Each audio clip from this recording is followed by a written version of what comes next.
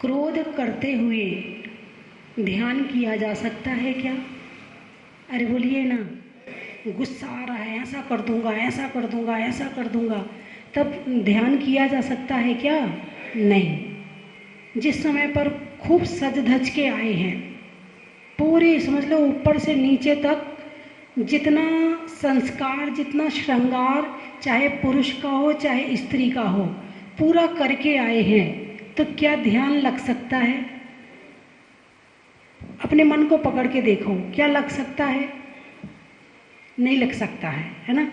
जिस समय मायाचारी चल रही हो उस समय नहीं, और जिस समय लोभ चल रहा हो उस समय नहीं हो सकता है। हिंसा, झूठ, चोरी, कुशील, परिग्रह के भाव में भी नहीं हो सकता है। ध्यान के लिए क्या, किस चीज की आवश्यकता है? समता। किसकी आवश्यकता है? समता। बिल्कुल ना क्रोध हो, ना मान हो, ना मायाचारी हो, ना लोभ हो। अब आप लाफ्टर चैनल देख रहे हैं और खूब हंसी आ रही है और खूब खिलखिला रहे हैं, उस समय ध्यान हो सकता है क्या? नहीं हो सकता है। जिस समय प्रेम के भाव उमड़ते हैं, चाहे बच्चे के प्रति, चाहे परिवार के प्रति, चाहे किसी भी के भी प्रति, यदि प्रेम के भाव उमड़ रहे हैं तो क्या भगवान को याद किया जा सकता है क्या? नहीं। आरती, किसी से ईर्ष्या हो रही है, द्वेष हो रहा है, उसको देख के अच्छा नहीं लग रहा है, और ऐसे समय कहें कि आप ध्यान करो, तो क्या कर सकते हो क्या? नहीं कर सकते। हास्य रति अरति, जिस समय कोई घटना घट जाए और ऐसी घटना जो बिल्कुल हृदय में लग जाए, दिमाग में 24 घंटे उसी की याद आ रही है, वही झूल रहा है, वही दिख रहा है, ऐसे समय भगवान का ध्यान, आत्मा का ध्यान किया जा सकता है क्या? नहीं। शोक, हास्य रति अरति शोक, और जिस समय भयभीत हो, डर रहे हो, उस भय की स्थिति में ध्यान किया जा सकता है क्या? अरे बोलिए ना। नहीं किया जा सकता। शोक, भय, जुगुप्सा, बदबू आ रही है, या जिसको तुम नहीं चाहते वो बाजू में आके बैठ गया, और बैठा बिल्कुल ऐसे कि भीड़ है ज्यादा तो चिपक के बैठा है, तो कैसा लग रहा है? उसको तो देखना भी नहीं चाहते हो, और वो बाजू में आके बैठ गया और बिल्कुल पास में बैठा है। अब तुम्हें भगवान की याद आएगी, बैठे मंदिर में हो, लेकिन उस समय आपको भगवान की याद आएगी, नमोकार मंत्र याद आएगा, या गुस्सा और द्वेष याद आएगा? अरे बोलिए ना। गुस्सा आएगा, है ना? ग्लानि, इसको क्या कहते हैं? ग्लानि। स्त्रीवेद, पुरुष वेद और नपुंसक वेद, यानी जिस समय मन में काम वासना चल रही हो उस समय क्या ध्यान किया जा सकता है? नहीं किया जा सकता है। तो ध्यान के लिए, भगवान की भक्ति के लिए, भगवान को स्मरण करने के लिए कैसे विचार चाहिए, कैसे भाव चाहिए, उस स्थिति को ग्रहण करना और वैसा बेस तैयार करना पहले जरूरी है। इसीलिए पहले मंदिर बनाए जाते हैं, क्योंकि घर में क्या होता है? क्रोध, मान, माया, लोभ, अरे बोलिए ना, होते ही रहता है। हास्य रति अरति शोक भय जुगुप्सा, स्त्रीवेद, पुरुष वेद, नपुंसक वेद, ये कषाय भी घर में चलती रहती हैं, है ना? इसी तरह से हिंसा, झूठ, चोरी, कुशील, परिग्रह घर में चलता रहता है। अब ऐसे समय में कहा जाए कि ध्यान करो तो नहीं होने वाला है। कुछ लोग कहते हैं हमारे ना घर में मंदिर है, हम मंदिर नहीं जाते हैं, हम तो घर में ही कर लेते जो कुछ करना हो। नहीं, ये मंदिर क्यों बनाए गए हैं?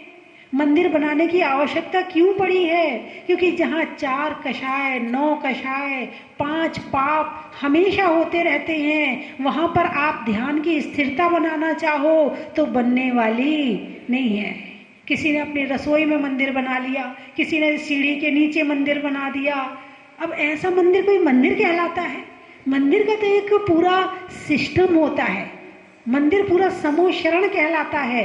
और ऐसे समूह शरण में जब जाते हैं तो वहाँ प्रवेश करते ही बाहर के सारे विचार छूट जाते हैं और वहाँ परमात्मा के अलावा कुछ भी याद नहीं आता है। उसको कहते हैं मंदिर। इसलिए मंदिर बनाए जाते हैं। मंदिर बनाने का कारण यही है।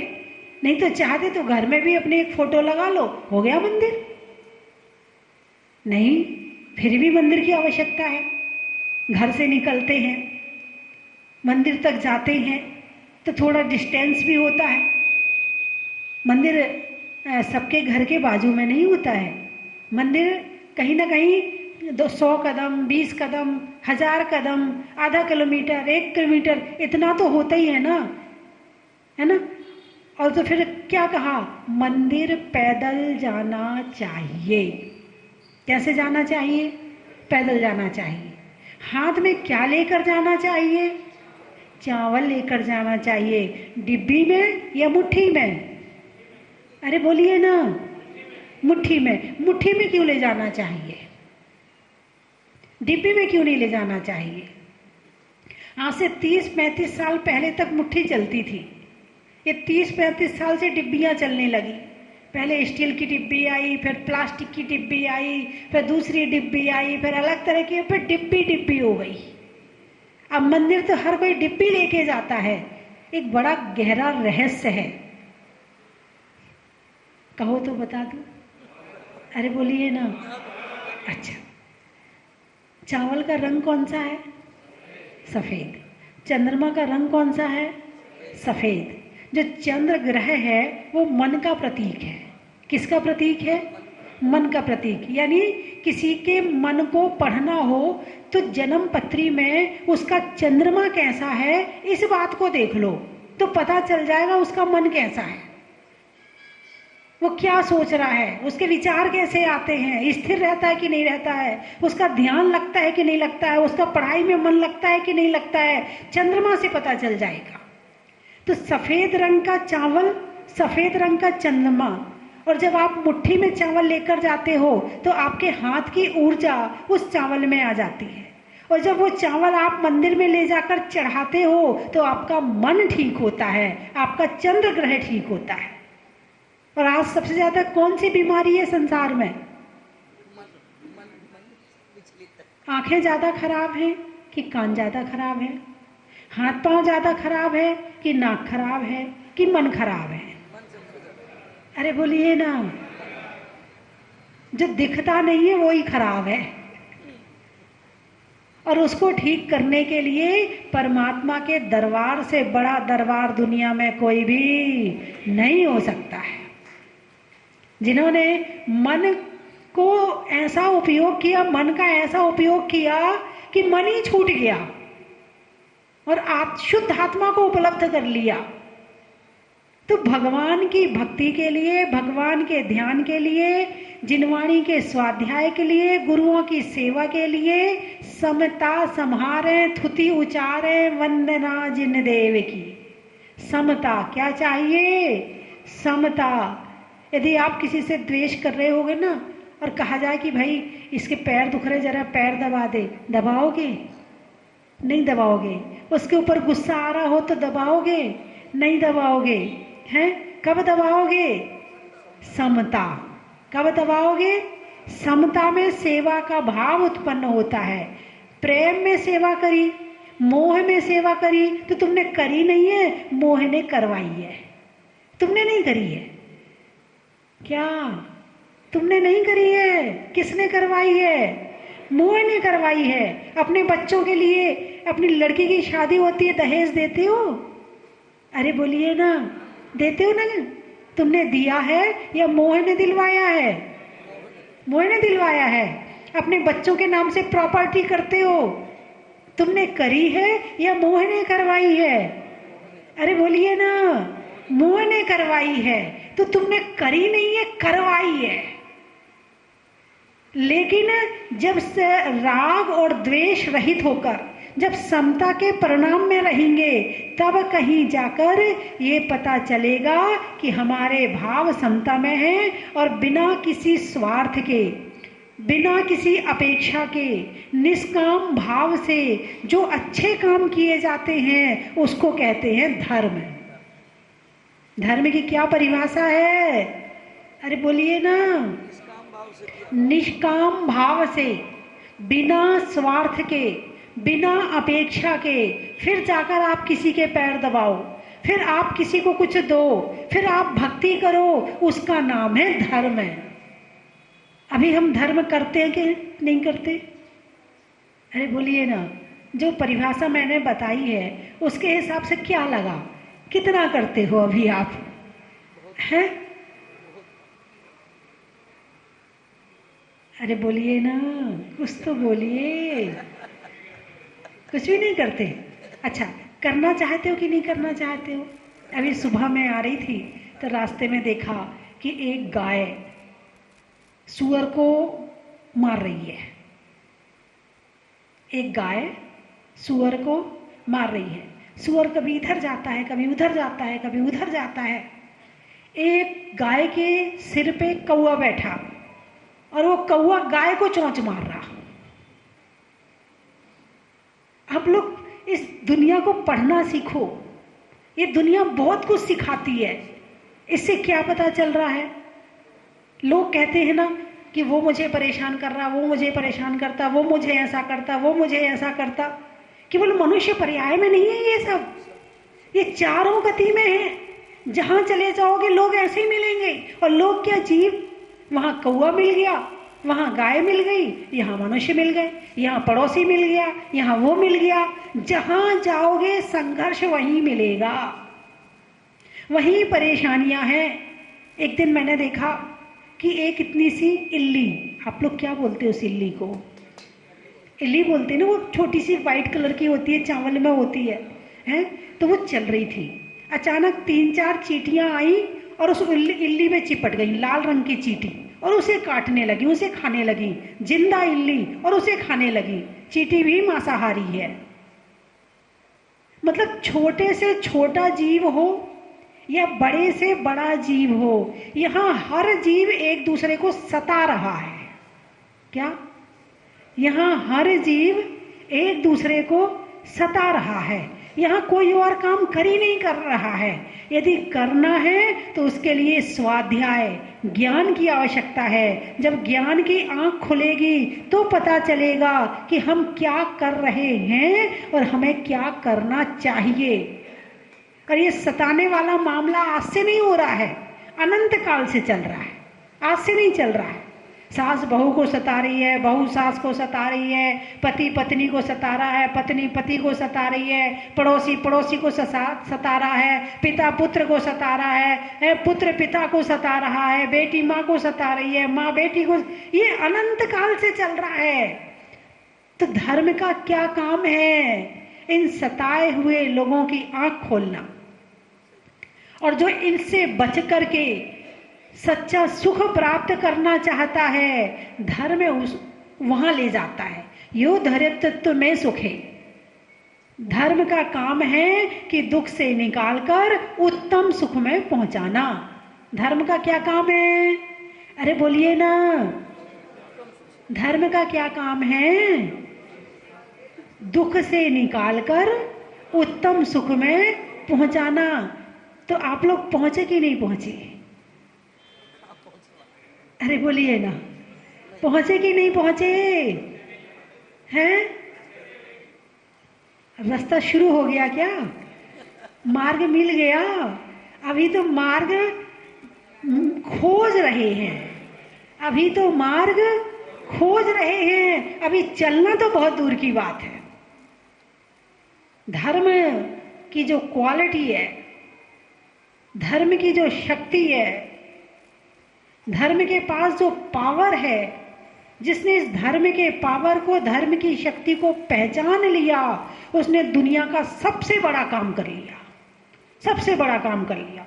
उसने अपनी आत्मा को जान लिया, उसने अपने परमात्मा को पहचान लिया, उसने जीवन का तत्व प्राप्त कर लिया, जीवन का मक्खन प्राप्त कर लिया। और जो धर्म को जानते ही नहीं है, बस हमारे यहाँ माता जी आई थी, उन्होंने पूजा का नियम दिया था, तब से हम पूजा करने लगे। हमारे यहाँ महाराज जी आए थे तो उन्होंने रात्रि भोजन का त्याग करवाया था, तब से हम रात्रि भोजन का नहीं करते, हमने उसका त्याग कर दिया है। हम आलू भी नहीं खाते हैं, हम रोज माला फेरते हैं। धर्म है, माला फेरना धर्म है, पूजा करना धर्म है, लेकिन धर्म के रहस्य को अंदर तक समझो कि हमने पूजा क्यों करी है, हमने माला क्यों फेरी है, हमने रात्रि भोजन त्याग क्यों किया है, हमने आलू का त्याग क्यों किया है, रिजल्ट मिला कि नहीं मिला। मंदिर आए, पूजा करी, घर गए, बच्चे शोर मचा रहे थे, आ गया गुस्सा। तुम लोगों को तो अकल ही नहीं है, जब देखो तब हल्ला मचाते रहते हो। शुरू हो गए, बच्चे कह रहे मम्मी अभी तो तुम मंदिर से आई हो और आते ही तुमने गुस्सा करना शुरू कर दिया, यही सीख के आई हो मंदिर से। ऐसा हो सकता है कि नहीं हो सकता है भाई, थोड़ा बड़ा ऐसा हो सकता है कि नहीं हो सकता। आजकल के बच्चे बहुत समझदार पैदा हो रहे हैं। हाँ, अब बुद्धू बच्चे पैदा होने बंद हो गए। ये तो हमारे काल में होते थे बुद्धू बच्चे, जिन्हें कुछ नहीं पता होता था, लेकिन आजकल के बच्चे तो बहुत समझदार पैदा हो रहे। मम्मी तुम मंदिर होके आई हो, आते ही तुम गुस्सा कर रही हो, भगवान जी ने तुम्हें यही सिखाया है कि घर जाके गुस्सा करना। लो, उसने रिजल्ट दे दिया तुम्हारे धर्म का। हम तो बाद में देंगे, तुम्हारे बच्चे ने रिजल्ट पहले निकाल दिया। बच्चे स्कूल जाते हैं, स्कूल से जब रिजल्ट लेके आते हैं तो क्या पढ़ाई हुई ये पता चलता है, और तुम मंदिर गए हो तो मंदिर जाके तुमने क्या सीखा है, जब घर आते हो तो ये पता चलता है। मंदिर से घर आए, भोजन की थाली लगी हुई मिली, सास ने बहू के या बहू ने सास को दी, हो सकता है नमक डालना भूल गए, हो सकता है किसी और चीज को भूल गए, आ गया गुस्सा। इतना भी याद नहीं रहता है, कहाँ दिमाग रहता है तेरा, नमक भी नहीं डालती है सब्जी में, लो हो गए शुरू। अरे मंदिर से आए हो तो ये प्रभाव थोड़ी देर तो रहना चाहिए। शादी से लौट के आते हो, 2-4 दिन कहाँ रहते हो? अरे बोलिए ना, शादी के पंडाल में रहते हो। हाँ, सपने में भी वही नजर आता है। जब जहाजपुर में पंचकल्याणक हुआ था, पंचकल्याणक हो गया तो जब दूसरे दिन मेरी आंख खुली, मुझे लगा अब जल्दी जल्दी उठो, जल्दी सामायिक आदि करके पंडाल में जाना है। वही दिमाग में घूम रहा था। क्यों? वहां का माहौल ने मुझे प्रभावित किया। ऐसे बच्चे जब स्कूल से घर आते हैं तो अपने दोस्तों की बात करेंगे, अपनी टीचर की बात करेंगे, अपनी मैम की बात करेंगे। क्यों? क्योंकि स्कूल उनके साथ घर आ गया है, वो प्रभावित होके आए हैं। आप मंदिर आए हो तो मंदिर से प्रभावित हुए कि नहीं हुए? आपको भगवान के दर्शन हुए कि नहीं हुए? आपने परमात्मा की वीतरागता देखी कि नहीं देखी? यदि नहीं देखी है तो आप तो ऐसे ही हो गए कि आप स्कूल गए और कुछ पढ़ के नहीं आए, बस वैसे ही चले आए। अरे बोलिए ना, हैं?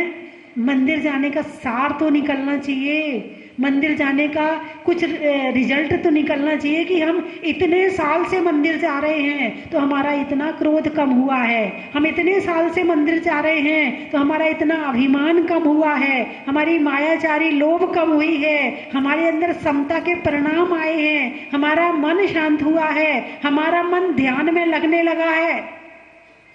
यदि ये चीज आपके अंदर बढ़ रही है, हमारे अंदर क्षमा का गुण आ गया, हमारे अंदर त्याग बढ़ गया, हमारे अंदर माधव धर्म आ गया, कोमलता आ गई, हमारे अंदर संयम आ गया, हमारी पूजाएं बढ़ गई, हमारी पूजा में स्थिरता बढ़ गई। मंदिर जितना जितना जाओगे उतने उतने गहरे में पहुंचोगे। यदि गहरे में पहुंचे हो तो समझना मंदिर गए हो, और नहीं पहुंचे हो तो इसका मतलब, अरे बोलिए ना, हैं? नहीं, मैं आप लोगों की बात, केकड़ी वालों की बात नहीं है, केशरा पाटन वालों की भी बात नहीं, देवली वालों की भी बात नहीं है, और पटेल नगर वालों की भी नहीं, और महावीर मंदिर वालों की भी नहीं, और आदिनाथ मंदिर वालों की भी नहीं, और चंदा प्रभु वालों की भी नहीं है। ये तो किसी और की बात है। आप सब तो बड़े वाले भक्त हो भगवान के, है ना बंधुओं? हम कोई भी काम करते हैं, काम करने के पहले विचार करते हैं फायदा क्या है? फायदा हो तो करें और नहीं हो तो क्यों करें? नहीं करना हमें, कोई फायदा तो है ही नहीं, कोई रिजल्ट तो है ही नहीं। मंदिर भी आए, फायदा भी नहीं मिला। नहीं, आपकी बात नहीं है? तो हर चीज को, हर क्रिया को करने का परिणाम देखो। यदि परिणाम अच्छा निकाल लिया आपने तो समझना आपका मंदिर आना सार्थक हो गया, और परिणाम नहीं निकाला तो फिर बस जो संसार में चतुर्गति में चल रहा है, बताया था ना, एक गाय सुअर को भगा रहा है, मार रहा है, और एक कौआ गाय को चोंच मार रही है। बस यह चोंच ही मार रहे हैं सब एक दूसरे को। ये चोंच को मारना छोड़ दें, इसका नाम है धर्म। ये हम एक दूसरे को भगाना छोड़ दें, इसका नाम है धर्म। सबके अंदर आत्मा नजर आने लगे, धर्मात्मा नजर आने लगे, इसका नाम है धर्म। सास के अंदर एक भक्त नजर आने लगे, इसका नाम है धर्म। एक भक्त के अंदर परमात्मा दिखने लगे, इसका नाम है धर्म। यदि इतना दिख रहा है, क्योंकि जब हम ज्ञान आता है तो ज्ञान से देखने का नजरिया बदल जाता है, और देखने का नजरिया नहीं बदला है तो समझना अभी धर्म नहीं आया। नजर को बदलिए, नजारे बदल जाएंगे। सोच को बदलिए, सितारे बदल जाएंगे। नजर को बदलिए, नजारे बदल जाएंगे। सोच को बदलिए, सितारे बदल जाएंगे। कश्तियां बदलने की जरूरत नहीं है, धारा को बदलिए, किनारे बदल जाएंगे। धारा को बदलिए, किनारे बदल जाएंगे। तो बंधुओं, वैसे तो जैन समाज का नाम पूरी दुनिया में है। जितने आईएएस अफसर हैं, जितने बड़े बड़े ऑफिसर हैं, जिन्होंने जैन दर्शन पढ़ा है, वो जैन धर्म की जैनियों की तारीफ बहुत करते, बहुत सीधे होते हैं। ये किसी को नहीं सताते हैं, एक चींटी को भी नहीं मारते हैं, ये बहुत धर्मात्मा होते हैं, ये बहुत दान करते हैं। ये हमारे सामान्य गुण भी औरों को प्रभावित कर रहे हैं। जब हमारे सामान्य गुण प्रभावित कर रहे हैं तो हमारे जो अंदर वाले गुण हैं वो प्रभावित क्यों नहीं करेंगे? और वैसे भी देखा जाए तो आप लोगों के अंदर संस्कार बहुत है, बहुत संस्कार है, तभी आप यहाँ बैठे हैं। लेकिन आपके बच्चे नहीं बैठे हैं। इतने लोगों में कितने लोग हैं जिनके बच्चे यहाँ आए हैं? भले छुट्टियां भी लग गई काफी बच्चों की, कौन अपने बच्चों को लेकर आया है कि बेटा चल मंदिर? उनमें भी संस्कार कैसे डालोगे? जब तक तुम अपने बच्चों को साथ नहीं लाओगे तो बच्चों में संस्कार कैसे आएंगे? अभी 8-10 दिन पहले एक परिवार आया, उस परिवार की 12 साल की लड़की को नमोकार मंत्र अच्छे से नहीं आ रहा था, चत्तारी मंगलम नहीं बोल पाई। 12 साल की लड़की। फिर कहते माता जी उसको ऐसा हो गया, उसको ऐसा हो गया, उसको ऐसा हो गया। धर्म रूपी दवाई नहीं दोगे तो बीमारी तो होगी होगी। यदि बीमारी से दूर रखना है तो धर्म रूपी दवाई खाना जरूरी है। जो धर्म रूपी दवाई है वो हमारी आत्मा को भी स्वस्थ रखती है और हमारे शरीर को भी स्वस्थ रखती है। एक दवाई से दोनों स्वस्थ रहते हैं। और नहीं खाओगे तो वो जो खाएगा वो पाएगा, है ना? तो समय बहुत हो रहा है। नया मंदिर पंच कल्याणक भगवान पार्श्वनाथ का कल मोक्ष कल्याणक हुआ। भगवान नई वेदी में विराजमान हुए और इस देवली में एक जैन मंदिर की संख्या और बढ़ गई। मेरे ख्याल से 2 पारसनाथ मंदिर हो गए। अब पहले एक पारसनाथ मंदिर था, अब 2 पारसनाथ मंदिर हो गए। बहुत बढ़िया। और पारसनाथ से पारसनाथ हैं, जो महावीर मंदिर के पारसनाथ हैं, वो दोबारा फिर से पटेल नगर के मंदिर में पुनः आ जाए हैं। तो अभिषेक और शांति धारा में सबको बड़ा आनंद है, सब बड़े खुश हुए। माता जी बहुत अच्छा लग रहा है, बहुत अच्छा लग रहा है। यहाँ तक कई वर्षों तक उनकी पूजा करी, सेवा करी और आज पुनः आए हैं, क्योंकि मुझे ये लगा कि जब हम यहाँ से हम यहीं रुक जाएंगे, भगवान आगे जाएंगे तो ऐसे कैसे भेज दूँ? मैं अपने साथ लेकर आई थी, साथ ही लेकर जाऊंगी। ऐसा विचार मेरे मन में आया तो 2 दिन भगवान की यही भक्ति और पूजा और अभिषेक होगा। और फिर परसों सुबह यहाँ से इसी तरह जुलूस के साथ में जैसे हम लेकर आए थे उसी तरह से जुलूस के साथ में हम भगवान को लेकर के जाएंगे। और आज केशवराय पाटन वाले आए हुए हैं। तो केशवराय पाटन में जो मंदिर था वो बहुत प्राचीन था। काफ़ी जो छत थी वो जीर्ण शीर्ण हो चुकी थी। दीवारें तो 15-15 फीट की थी और छत कमज़ोर हो गई थी। तो उस मंदिर में अभिषेक भी सबको अच्छे से देखने को नहीं मिल पाता था, दर्शन भी अच्छे से नहीं हो पाते थे। तो इस भावना को जो कमेटी ने जाना और फिर मेरे पास आई, बोले माता जी, मैंने कहा देखती हूँ। ये सोनागिर भी आए थे, है ना गुलाब जी, सोनागिर भी, ज्ञान तीर्थ भी, है ना। तो कई बार आए, तब मैंने देखेंगे, सोचेंगे, बताते हैं। फिर आते आते फिर कोटा के पहले वो कौन सी जगह थी, बोले माता जी अब तो प्रोग्राम दे दो, अब तो बिल्कुल पास में ही आ गए हैं। फिर इन्हें जो पिछले वर्ष भगवान का जन्म कल्याणक केशवराय पाटन में हर साल बहुत धूमधाम के साथ में मनाया जाता है, पूरा मेला भरता है। तो फिर उसमें मेरे ख्याल से 500 या 1008 जोड़ों के साथ नदी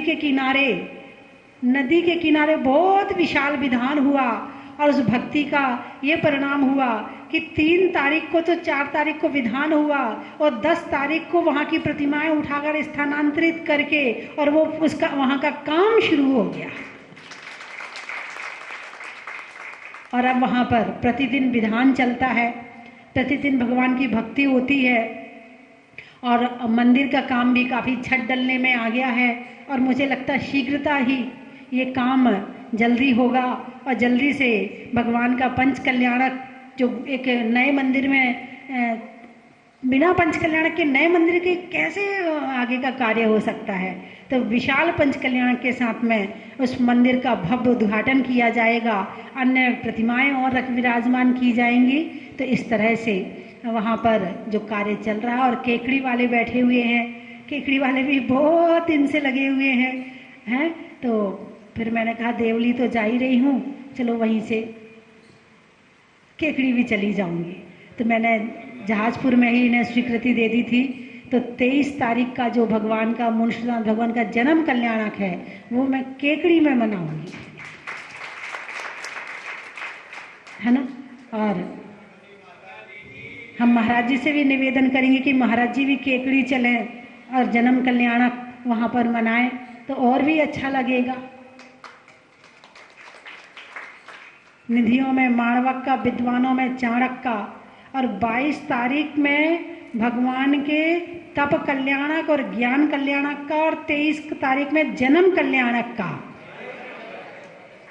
कौन से भगवान का? मुनि सुब्रत भगवान का। बहुत बढ़िया, है ना। भोजन में बड़ी का, बूढ़ों में छड़ी का और आने वालों में केकड़ी का। साड़ियों में साटन का, खिड़की में कॉटन का और आने वालों में केशवराय पाटन का। फूल में कली का, तपस्या में बलि का और आने वालों में देवली का। पानी में मगर का, चलने में डगर का और आने वालों में पटेल नगर का। सलाइयों में फूल में कांटा का, रसोई में आटा का और आने वालों में कोटा का। पानी में समंदर का, आत्मा में होने में अंदर का और आने वालों में महावीर, आदिनाथ, चंद्र प्रभु और शांतिनाथ मंदिर का। बोलिए 24 भगवान की। सब ई अनित्य अचरणी जगत में जन्म मरण सुख भरना, ये शरीर भी नहीं हमारा, इससे मतलब सरना। सुख दुख भोगे जीव अकेला, तने मल का झरना। ये गायक भाव है अपना, ये गायक भाव है अपना। हम पालकी इसलिए उठाएंगे क्योंकि देवों ने तो देवों ने तो गर्भ कल्याणक बनाया, गर्भ कल्याणक मनाया, जन्म कल्याणक बनाया, जन्म कल्याणक मनाया, फिर हम क्या बनाएंगे? फिर हम क्या मनाएंगे? हम तो इच्छा कल्याणक दीक्षा कल्याणक और तप कल्याणक, तप कल्याणक, मोक्ष कल्याणक के बाद मोक्ष कल्याणक के बाद सारे कल्याणक, सारे कल्याणक जीवन जीवांतर तक जीवन निरंतर तक हम ही बनाएंगे। हम ही मनाएंगे। जन्माभिषेक किया, सब कुछ किया, पर देवलोक जो हैं वे संयम को ग्रहण नहीं कर सकते। इसलिए जो संयम को ग्रहण कर सकता है ऐसे मनुष्य पहले 7 कदम उस पालकी को लेकर के पहले मनुष्यगण ही चलेंगे, क्योंकि मनुष्य में ही संयम धारण करने की योग्यता होती है। मुनि सुब्रतनाथ भगवान का तो अतिशय पूरे विश्व में फैला हुआ है, मैं क्या कहूँ। मगर अभी हम लोग यात्रा करते करते कल चांदखेड़ी जा रहे थे, लेकिन ऐसा संजोग हुआ ना कि वो गाड़ी आगे गई ही नहीं।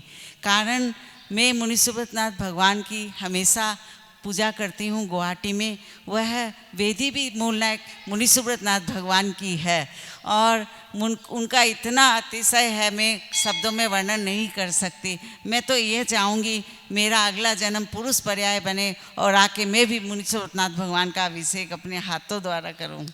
ये मेरा परम सौभाग्य है कि आज भीलवाड़ा से टोंक जाते समय मुझे भगवान मुनि सुब्रतनाथ का भगवान की शांतिधारा अभिषेक का सौभाग्य मिला। मैं ये भावना बाता हूँ कि व्रत धारण करके, महाव्रत धारण करके और इस पुरुष पर्याय को सफल करूं, ऐसी मेरी भावना है। देखिए धर्म प्रेमी बंधुओं, बहुत साल से, जब से ये जहाजपुर बना तब से ही हमारे पास यहाँ से समाचार मिलते गए कि जहाजपुर आना है, जहाजपुर आना है।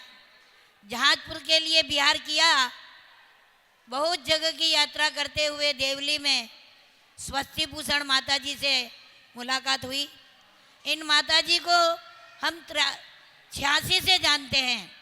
86 से जब हम नागपुर चतुर्मास करके शिखर जी जा रहे थे तब वो गृहस्थी अवस्था में थी।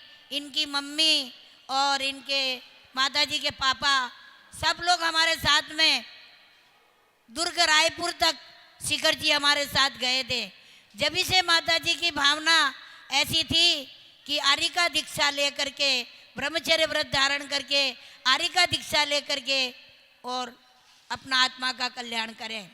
माता जी हमारे से बहुत साल से जुड़ी हुई है और आचार्य सनमती सागर महाराज जी से इनने दीक्षा लेकर के हर जगह भ्रमण किया और अपने जीवन को सफल बनाया। और एक ये जहाजपुर, बहुत इच्छा थी हमारी जहाजपुर आने की, जो यहाँ पर बहुत जगह की यात्रा करने के बाद यहाँ ऐसा लगा कि स्वर्ग का अवतरण हुआ हो। बहुत ही अच्छा अद्भुत रचना जहाजपुर बनाई है माता जी ने। हमारा शुभ आशीर्वाद है कि माता जी ऐसे ही तरक्की करती रहे और ऐसे ही भावना करती रहे। मनुष्य जीवन, अपने जीवन में मनुष्य बहुत कुछ करना चाहता है, करता है, लेकिन कर नहीं पाता है, और जो कर लेते हैं वो अपने जीवन को सफल बना लेते हैं। जय। कल हमारे साथ बहुत बड़ा चमत्कार हुआ है। कल बूंदी से रात को 1 बजे हम जहाजपुर के लिए निकल रहे थे और अचानक एक ऐसे कच्चे रास्ते में पहुंचे जहां बहुत धूल ही धूल थी और रात की 1 बज रही थी और इतना गड्ढा था और हम लोगों को डर लग रहा था अब क्या होगा। लेकिन भगवान की महिमा, हमारी गाड़ी भी इतने अच्छे से चली, गाड़ी बैक हो गई, आगे निकल गई और 2 गाड़ियों ने आके हमें रास्ता बताया और हम सही मार्ग पर पहुंचकर जहाजपुर के लिए आए। ये सब भगवान की महिमा थी, उनकी कृपा थी। धन्य हो भगवान की महिमा कृपा को आभार कृतज्ञता व्यक्त करते हैं। स्वस्ति भूषण माता जी को वंदा में। कल हम लोग यहाँ आए जहाजपुर में, आके बहुत अच्छा लगा भगवान के दर्शन करके, और भगवान से यही प्रार्थना हम करते हैं कि हे भगवान हमारा स्वास्थ्य अच्छा बना रहे, बस तो हम बार बार यहाँ दर्शनों को आते रहेंगे।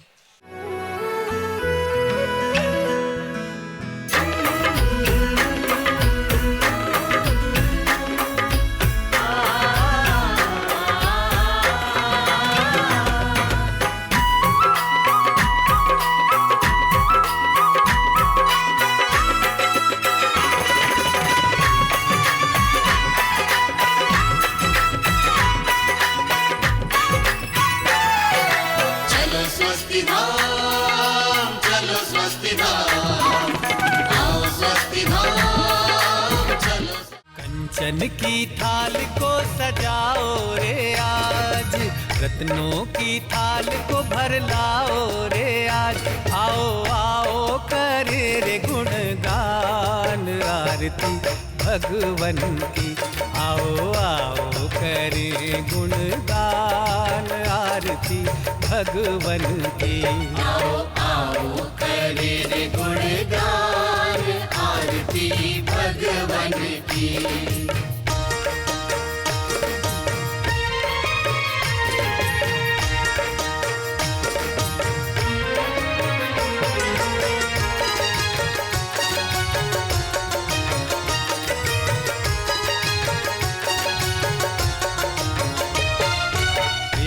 सुमित्र के राज दुलारे, माँ पद्मा जी के नैनों के तारे। पिता सुमित्र के राज दुलारे, माँ पद्मा जी के नैनों के तारे। राजगृही में जन्म लियो आप, राजगृही में जन्म लियो आप। आओ आओ मनाए खुशी आज आरती भगवन की। आओ आओ करे रे गुणगान आरती भगवन की। आओ आओ करे